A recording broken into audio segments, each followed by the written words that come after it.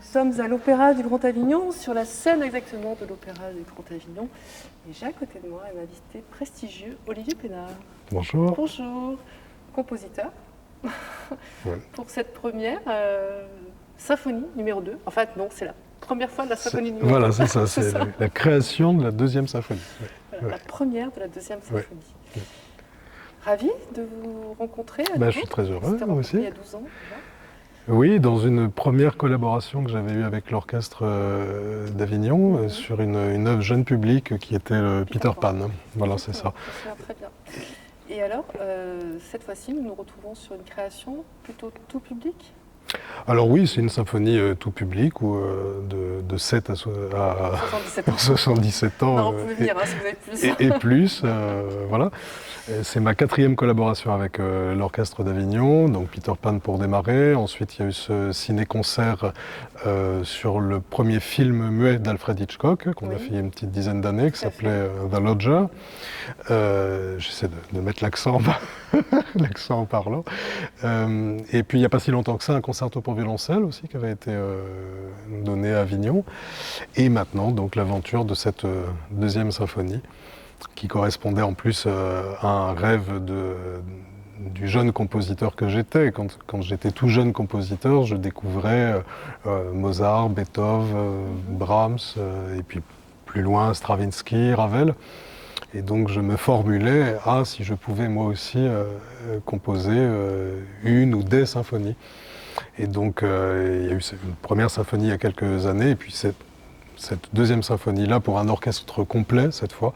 Et je suis très heureux de le faire à nouveau avec l'orchestre d'Avignon, avec lequel j'ai noué un rapport très fort de musique, de confiance et puis aussi d'amitié. C'est assez précieux pour un compositeur de travailler avec des interprètes qui ont l'habitude du langage du compositeur. Les musiciens de l'orchestre connaissent mon univers, connaissent les harmonies, les rythmes, et donc on peut aller vraiment là au cœur de la partition. Alors c'est une première avec l'orchestre d'Avignon, mais je crois que cette symphonie va voyager avec d'autres orchestres. Oui.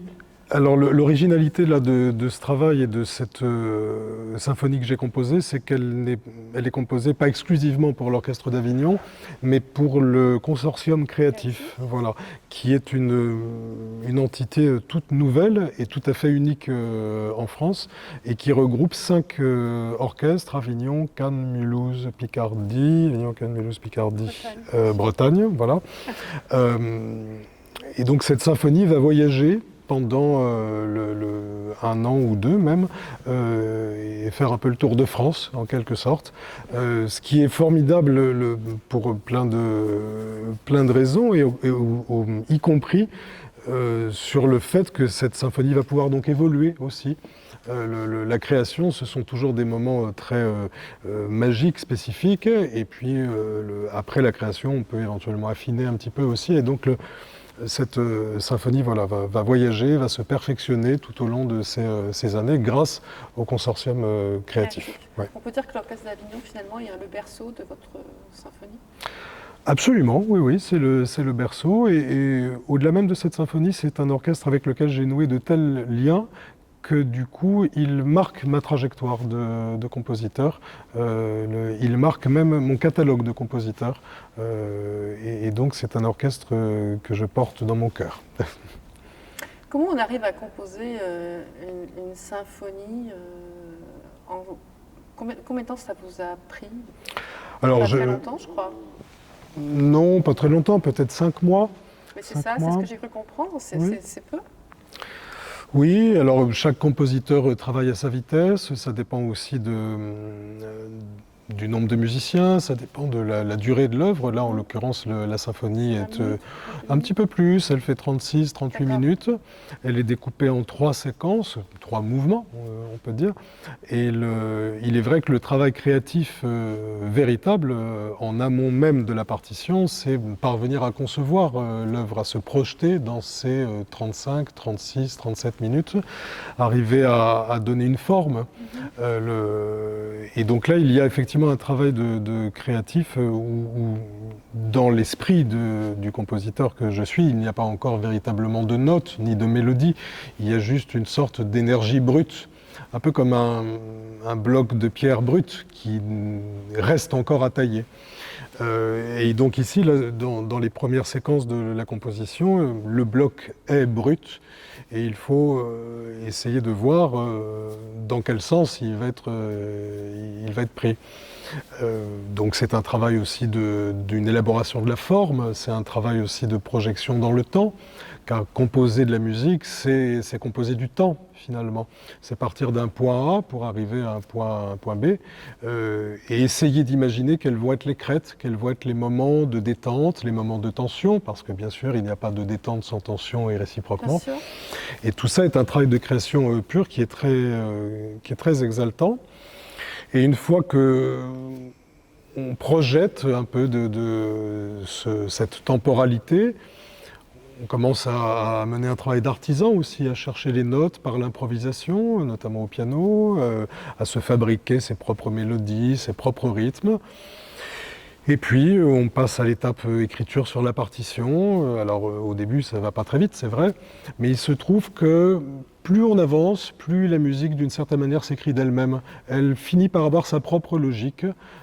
Et on est surpris au bout de quelques jours ou quelques semaines de voir que finalement ça chemine tout seul et que la logique de l'écriture prend le relais, j'ose pas dire malgré soi, mais dans ces séquences-là qui sont des séquences d'artisanat finalement, où on enchaîne les pages, on est une sorte de lien entre l'idée et la partition et ça se déroule. La musique, alors. Moi je pense, oui. En tout cas, je ne fais pas partie de cette... je suis plutôt un compositeur intuitif, on va dire, et qui, bien sûr, se sert de la raison pour structurer une partition. C'est sûr qu'on ne peut pas écrire 38 minutes de musique sans savoir un peu où est-ce qu'on va.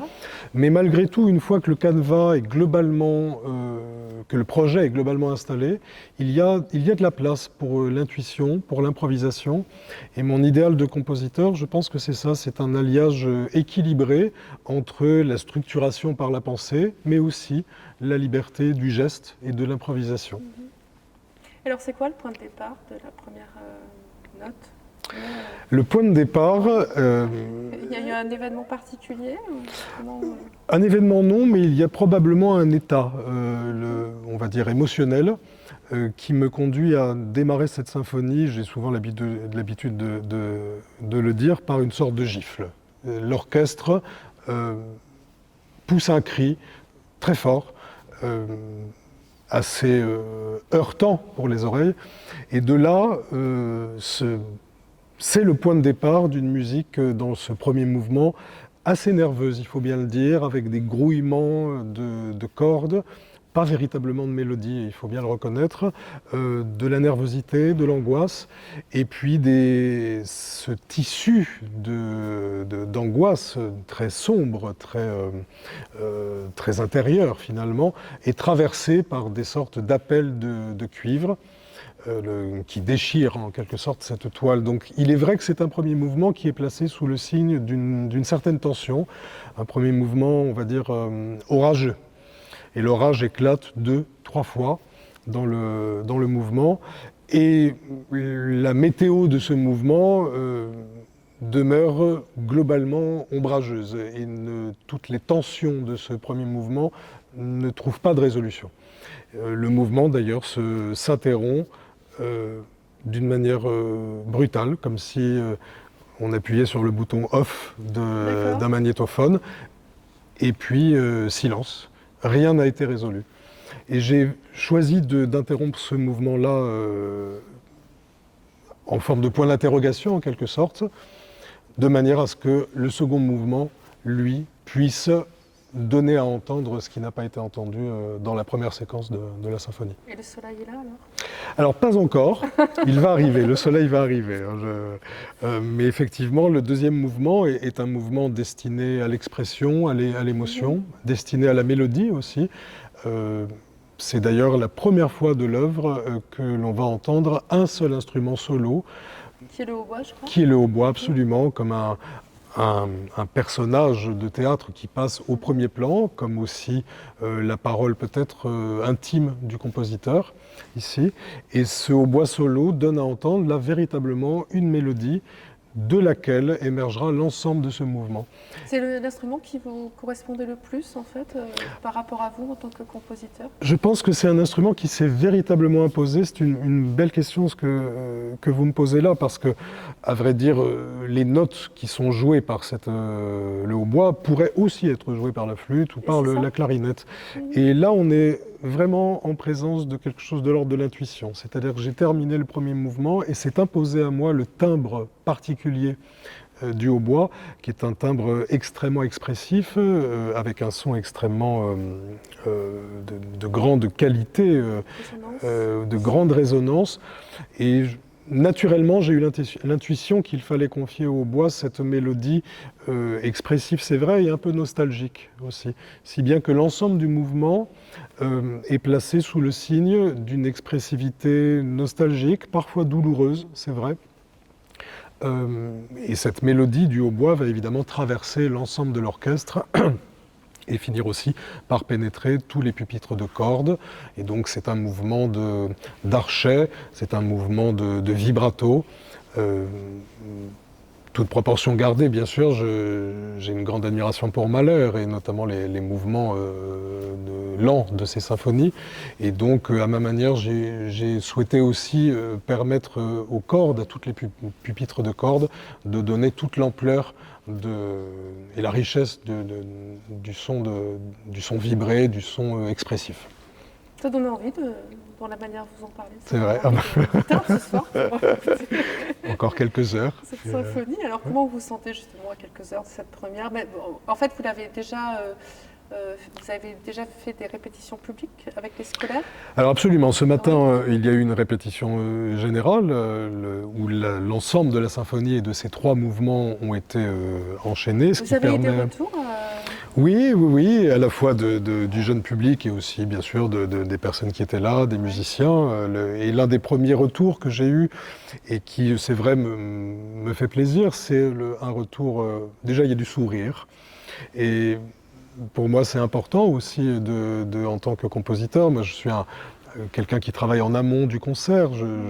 Un compositeur, c'est quelqu'un qui travaille dans l'ombre et qui, finalement, confie ensuite sa partition aux interprètes, aux chefs, et in fine au public.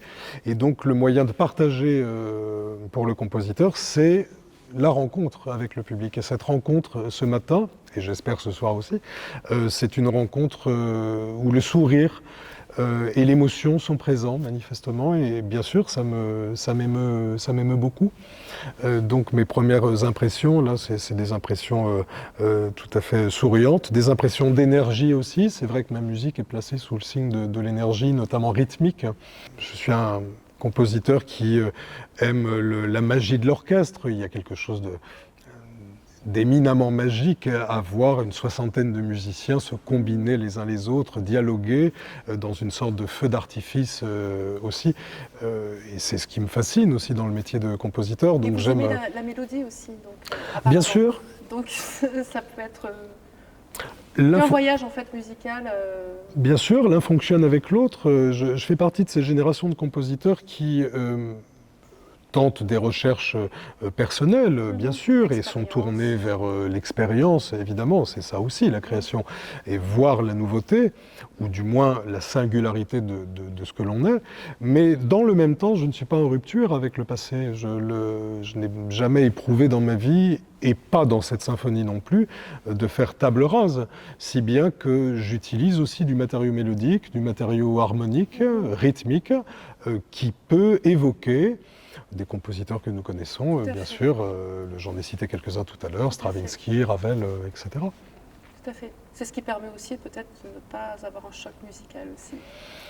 À cette époque-là de création contemporaine, en fait, entre guillemets, ce que l'on peut appeler création contemporaine. Moi, je pense qu'on est dans une séquence où la création contemporaine, en Europe et en France aussi, a besoin de dialoguer avec le public, peut-être le reconquérir aussi, et que l'un des moyens de dialogue, c'est à la fois de proposer une musique nouvelle, sans mais qui n'est oublier le pas passé. désancrée Voilà, tout à fait. du passé. Et donc, justement, votre démarche est très intéressante parce que vous faites la transition, vous créez une espèce de transition entre le passé et l'avenir. Oui, ça correspond à une forme d'idéal pour Voilà, moi et vous de enveloppez, compositeur. en fait, le public par rapport Oui. à cela. Donc, Oui, oui. Et du reste, quand le public me parle d'éventuelles références que l'écoute de ma musique provoque, ma foi, j'en suis content. Je suis content qu'à travers ma musique, on puisse entendre des passages éventuellement nouveaux, en tout cas qui correspondent à ma singularité, mais aussi qu'on puisse avoir des réminiscences de Mahler, Stravinsky, Ravel. En l'occurrence, sur cette symphonie, il y a aussi des réminiscences de musique que j'affectionne particulièrement, qui sont les musiques de films symphoniques hollywoodiennes, les grands orchestres hollywoodiens des années 70, 80, 90. Et donc j'injecte aussi cette manière de faire dans ma propre musique. Alors non pas pour créer une sorte de grand kaléidoscope où toutes les esthétiques se mélangeraient sans cohérence. J'essaie plutôt de faire la synthèse en moi de toutes ces influences qui m'ont d'ailleurs nourri quand j'étais enfant, adolescent. J'ai souvent parlé aussi du fait que j'ai beaucoup d'appétence pour la musique disco, pour la bossa nova et pour le jazz, bien sûr. Et je tente voilà, de réunir toutes ces influences dans un langage qui, je l'espère, est personnel. Disons. et parle aux autres. Oui, c'est important. On fait notre métier de musicien, interprète, compositeur, chef, pour parler, pour partager. C'est probablement le point focal de toute notre démarche et qui irrigue toute notre vie d'artiste. Et quand vous faites le point sur ce que vous avez écrit, notamment vous avez la partition, c'est votre partition à côté? Oui, c'est la partition de second violon. Oui. Ouais. Et le recul que vous avez par rapport à cela, Alors pour être honnête, là nous dialoguons dans un endroit où je vais peu, c'est-à-dire à la place d'un interprète, oui, d'un musicien. En général, je suis dans la salle ou à côté du chef. Alors je parcours cette partition et je me dis, mon Dieu, il y a beaucoup de notes et comment j'ai fait. C'est vrai qu'il y a quelque chose... Dans l'acte de composition, il y a quand même quelque chose de concentré, c'est une séquence spécifique où on a besoin aussi d'entrer à l'intérieur de soi-même avec une temporalité et peut-être un psychisme spécifique dans le temps de la création. Mais une fois que la création est faite, j'ai envie de dire, la vie quotidienne reprend le dessus. Et finalement, je regarde cette partition et je suis étonné, on va dire, interpellé par le fait qu'il y ait autant de notes, de signaux. Et je ne cherche pas à comprendre le pourquoi du comment. Je crois qu'encore une fois, un bon équilibre dans l'acte créatif, c'est un équilibre qui mélange la raison, mais qui laisse aussi une place de mystère. Si vous me demandiez pourquoi, compositeur, comment, bon, j'ai quelques pistes, mais globalement, c'est comme ça. Et tant mieux que ce soit comme ça. Je vous ai pas posé la question. Voilà, j'ai répondu à la question que vous ne m'aviez pas encore posée. Non, mais je n'avais pas l'intention de la poser. Voilà. Donc, c'est vrai que c'est assez mystérieux l'acte créatif, hein, qu'on soit en musique ou dans d'autres formes d'art. Et je pense que c'est très bien que ça reste, que ça conserve sa part de mystère. C'est un peu comme l'amour d'ailleurs. Hein. Voilà. D'ailleurs, on va terminer sur l'amour cette entrevue. Oui. Vous donnez aussi beaucoup d'amour à travers la musique. C'est la même chose, la création, l'amour, la musique et la spiritualité aussi. C'est un ensemble qui forme un idéal de vie et un idéal humain. Merci beaucoup, Olivier Plénard. Merci à vous. Merci beaucoup. Merci.